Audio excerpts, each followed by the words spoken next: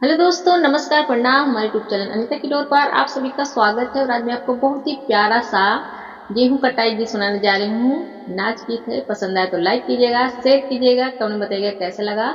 और एक पत्नी के जो पति हैं परदेश में हैं, तो देखिए किस तरह से वो बुला रही हैं कि चैत महीना लग गया है, अब आप आ जाइए। तो चलिए सुनाते हैं बहुत ही प्यारा सा नाच गीत, क्योंकि गेहूं कटाई का समय आ चुका है। तो आप आ जाइए परदेश से, क्योंकि गेहूं काटना है।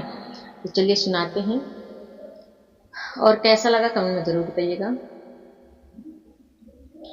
आई गवा चैत महीनवा बलमा कबायबा भावनवा। आई गवा चैत महीनवा बलमा कबायबा भावनवा। औबा भावनवा, औबा भावनवा। आई गवा चैत महीनवा बलमा कबा औबा भावनवा। गेहुआ के बलिया हमर गड़ी जई है, गेहुआ के मोछिया हमर गड़ी जई है, हमर गड़ी जई है, हो हमर गड़ी जई है। गेहुआ के मोछिया हमर गड़ी जई है, गेहुआ के बलिया हमर गड़ी जई है। होई जई है करिया बदनवा बलमा कबायबा भावनवा। होई जई है करिया बदनवा बलमा कबायबा भावनवा। सास ससुर दुपहरिया कटावे, सास ससुर दुपहरिया कटावे, दुपहरिया कटावे, दुपहरिया कटावे।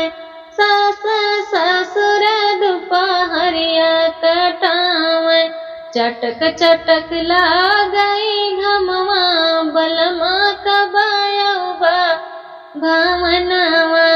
चटक चटक लागई घमवा बलमा कबायबा भावनवा। आई गवा चैत महीनवा बलमा कबायबा भावनवा। आई गवा चैत महीनवा बलमा कबायबा भावनवा। गेहुआ के बलिया हमर गड़ी जई है, गेहुआ कई मोछिया हमर गड़ी जई है, हमर गड़ी जई है, हमर गड़ी जई है। गेहुआ कई बलिया हमर गड़ी जई है, गेहुआ कई मोछिया हमर गड़ी जई है। होई जई है करिया बदनवा बलमा कबायबा भावनवा। होई जई है करिया बदनवा बलमा कबायबा भावनवा। जेठ जेठानी दुपहरिया बांधावे, जेठ जेठानी दुपहरिया बांधावे, दुपहरिया बांधावे, दुपहरिया बांधावे। जेठ जेठानी दुपहरिया बांधावे, चटक चटक लागई घमवा बलमा कबायबा भावनवा।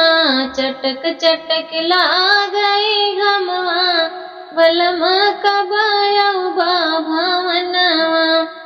आई गवा चैत महीनवा बलमा कबायबा भावनवा। आई गवा चैत महीनवा बलमा कबायबा भावनवा। गेहुआ के बलिया हमर गड़ी जई है, गेहुआ के मोछिया हमर गड़ी जई है, हमर गड़ी जई है, हमर गड़ी जई है। गेहुआ के बलिया हमर गड़ी जई हमरे गड़ी जई है, हमरे गड़ी जई है, गेहुआ के मोचिया हमरे गड़ी जई है, होई जई है करिया बदनवा, बलमा कबायवा भवनवा, होई जई है करिया बदनवा, बलमा कबायवा भवनवा।